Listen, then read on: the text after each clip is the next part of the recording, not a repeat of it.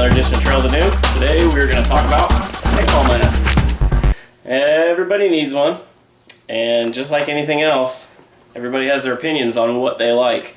I mean, masks have been around for a long time, and there's so many different styles to choose from. All the way back when Scott used to make masks, way back in the day. This is a JT Flex 8.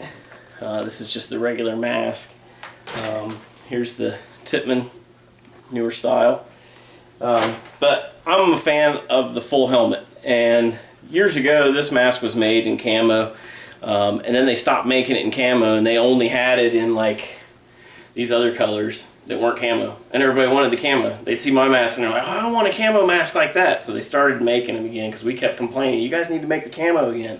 And now they're making them again. So what did I do? I got a new one.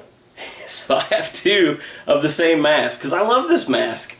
Mine have fans in them. So there's a little switch right here, and you can just flip that switch on. You can hear it running. And the one direction sucks in and the other one pulls out. Those are JT Vortex fans. And when you're playing in the rain, I mean, you're going to fog up if you're playing in the rain. It's just, there's no two ways about it. So having a fan is the difference between being able to see when you're playing in the rain and not being able to see. In my videos, sometimes you'll hear me kick my fan on just when it starts to fog up, and that's what I do.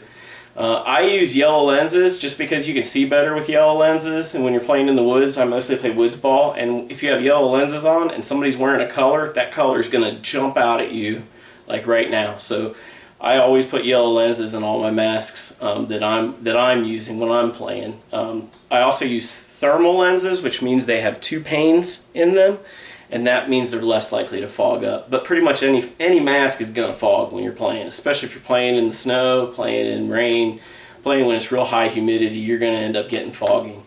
I like the full helmet personally because when you get shot right back here behind the ear, it'll about put your lights out. I mean, especially if it's up close. I mean, there's a spot back there that if you get hit, you'll be seeing stars instantly. So with the full helmet, I mean, it still hurts, but it's nothing like just getting one like that. And I've played long enough that my own team ends up shooting me in the back quite a bit. So having that protection back here is very helpful. So I've always worn a full helmet. It's also one of the reasons I have multiples is in case my daughters want to play. So I have a mask that they can wear where their whole head's protected. I always say if you're a young player, under 16, your head's still developing, and you really should wear a full helmet when you play paintball. It's just a safer thing. So those are masks. The best thing to do is to go to a field and try on some different masks and see what fits your head. When you're buying a mask, you want to make sure it covers up the areas like your chin right here, because you don't want your chin sticking out, you know, way far down. You don't want your forehead sticking out. You know, the guys that walk around that get the big head shot right here and they have a huge welt for a week, that's because their mask leaves that big part of their head sticking out. So with this, you're protected.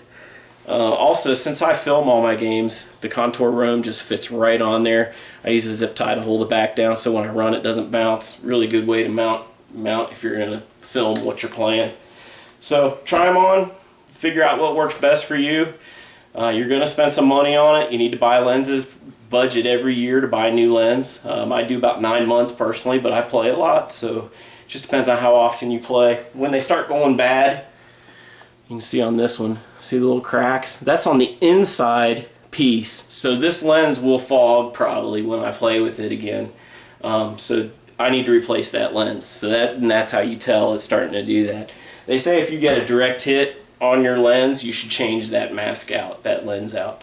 And the lenses run typically about 25 bucks. The JTs are kind of hard to change. That's just the way it is, but I really like the mask, so I deal with the sore fingers after changing it out. So that's my mask talk. So if you have any questions, ask down below in the comments section, and thanks for watching Trails of Doom.